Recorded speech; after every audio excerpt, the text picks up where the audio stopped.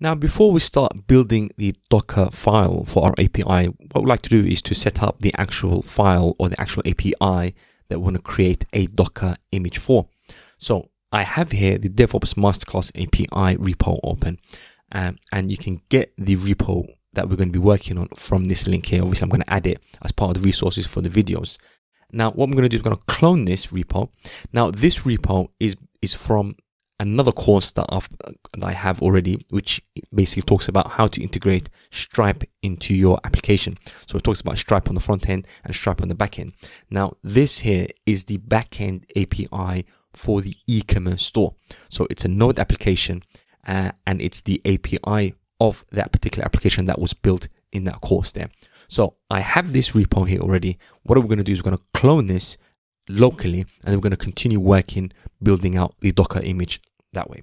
So I'm just going to go to the code here, and then I'm going to copy that there, and then I'm going to switch to the terminal.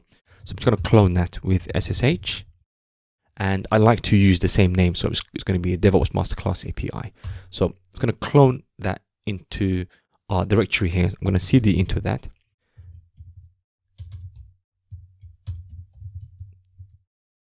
And then now we have that repo cloned. So it's really important that you get this repo, because we're going to be creating the Docker file or the Docker configuration for this application. So we're going to create an image for this, and then later on, we're going to run that image as a container.